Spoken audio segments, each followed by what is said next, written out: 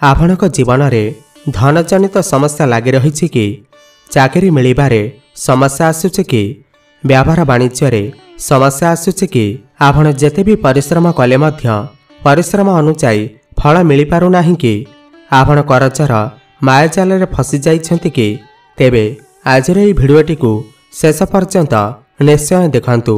आजिर एही भिडियो रे आमे आलोचना करिबा नवरात्रि एही 9 दिन मध्यरे घर को केउ जिनिस आनिबा द्वारा आपणकर समस्त मनस्कामना पूर्ण होइथाय, आपणकर समस्त समस्या दूर होइथाय। बंधुगण, नवरात्रिर पावन पर्व आरंभ हो सारी एवं आमर हिंदू धर्म रे नवरात्रि को बा दुर्गा पूजा को बहुत ही धूमधाम रे पालन करिथांती। एमिति कि विदेश रे मध्य नवरात्रिर पर्व को बहुत हस उल्लास रे मनाई थांती। एमिति मान्यता अछि कि नवरात्रि रे जो व्यक्ति मांकर पूजा अर्चना करिथाय, व्रत रखिथाय, उपवास रखिथाय, तांकर समस्त मनस्कामना पूर्ण होइथाय। काहेकि ना 9 दिन पर्यंत माता रानी एही पृथ्वी को आसी जाती एवं निजर भक्त मानकर समस्त मनस्कामना को पूर्ण करिथांती। जो 9 दिन होइथाय माता रानीकर 9टी स्वरूप को विशेष भाव में पूजा अर्चना करा जाइथाय। तो नवरात्रिर 9 दिन मध्यरे घर को नहीं आसतु एही गुप्त जिनिस, आपणकर जन्म जन्मांतरर गरीबी दूर होइजिब। नवरात्रि रे किछि एमिति जिनिस अछि जाहाकु जदि आपण घरे आनी रखिबा द्वारा माता रानी बहुत प्रसन्न होइथांती एवं निजर भक्त मानकर समस्त मनस्कामना को पूर्ण करिथांती। तेबे आसंतु जानिबा कौन सही गुप्त जिनिस। एहा परिवारु जदि आपण माने भी माँ दुर्गा को सच्चा हृदय रे भक्ति करुथांती एवं विश्वास करुथांती तेबे एही भिडियोटी को लाइक करी कमेंट बॉक्स रे जय माँ दुर्गा अवश्य लिखि दियंतु। प्रथम आर्थिक कष्टरू मुक्ति पाइबा पाई आपण जणे धनवान व्यक्ति बनिबा को चाहुचंती। आपण चाहुचंती कि आपणकर जीवन रे केबे भी धनर कमी न हेउ।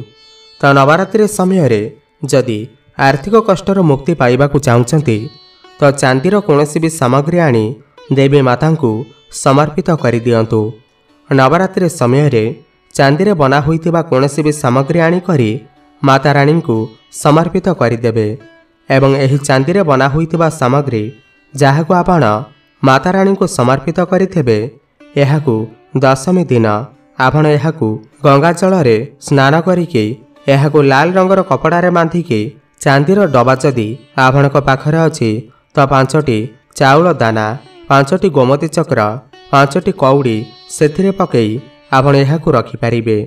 किंबा चांदीर जो सामग्री आपण लाल कपड़ा रे बांधिके माता रानी को भेट करिथिले ताहाकु आपणकर धन रखुवा स्थान रे रखि दियंतु।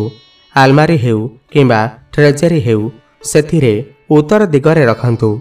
घरे पैसा आसीपार समस्त मार्ग खुलीजिब। एमिति कहिथांती कि एही उपाय द्वारा गरीबीरु गरीब व्यक्ति मध्य धनवान बनी पारिबे। आपण जदि आरोग्य पाइबाकु चाहुचंती तो नवरात्रिर प्रथम दिनरू नहीं करी अंतिम दिन पर्यंत केबे भी गाईर घी आनी करी रखंतु एवं यार दीप जलांतु एवं माता रानी को बीज मंत्र जप करंतु। जा देवी सर्वभूतेषु शक्ति रूपेण संस्थिता एही मंत्र को ध्यान करी दीप जलांतु।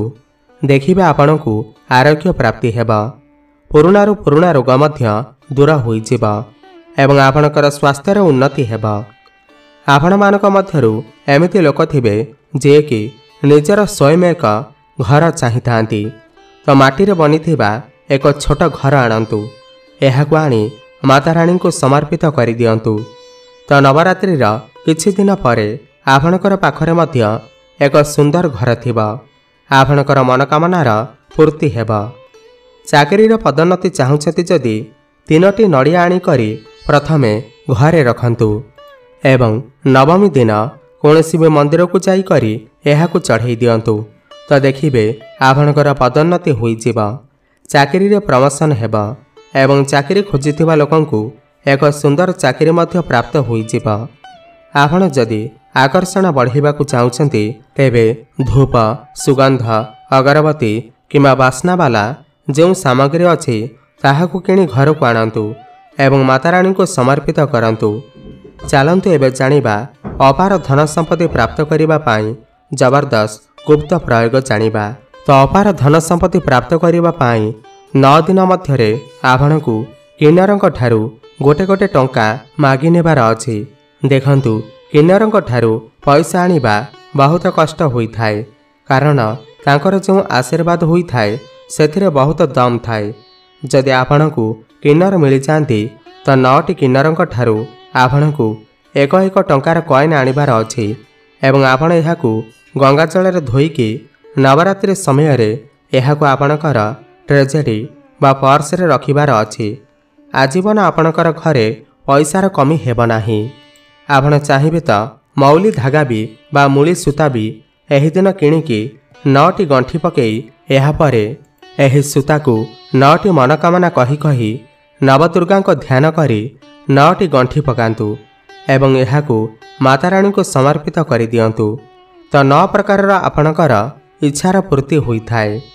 आपण चाहिबे तो पद्म उपरे विराजमान थिबा माता लक्ष्मीकर फोटो भी आनी पारिबे। एहा द्वारा धन समृद्धि घरे बढ़ी थाए, सौभाग्यर प्राप्ति होइथाय। किंतु एहाकु आपण घरर उत्तर दिगरे लगांतु। आपण चाहिबे तो नवरात्रिर कोनोसी भी दिन 16 श्रृंगार को किणिकी आनी पारिबे। एमिति माना जाइथाय जो भी व्यक्ति निजर जीवन काल रे गोटे थर पछे हेउ जदि माताराणी को 16 श्रृंगार चढ़ाई दियंती तो एमिति व्यक्तिर जो पारिवारिक अशांति रही थाए, पारिवारिक जीवन रे जदि किसी समस्या अच्छी ताहा दूर होइथाय। जदि कोर्ट कचेरीर मामला चालू अच्छे किंबा वाद विवाद बढ़ी चली डिवोर्स हेबार आशंका देखा जाउछि तो 16 श्रृंगार माताराणी को चढ़ाई देबे। बिल्कुल ही आपणकर समस्त पारिवारिक समस्या दूर होइजिब। नवरात्रि दिन चांदीर सिक्का आणंतु, एहाको बहुत भल माना जाइथाय। मयूरपंख शास्त्र रे मयूरपंख को बहुत शुभ माना जाइथाय। नवरात्रि रे जदि मयूरपंख को घर को आनी करी स्थापित करिदेबे तो आपणकर घरे जेते भी विद्यार्थी अछंती सेमानकर पाठपढ़ारे उन्नति हेब। मयूरपंख आनी घरे स्थापित करी रखिले यह घर समस्त नकारात्मक ऊर्जा को बाहर कर देइथाय। घरे सकारात्मक ऊर्जार संचार होइथाय। आपणकर घरर वास्तु दोष को मध्य दूर करिथाय।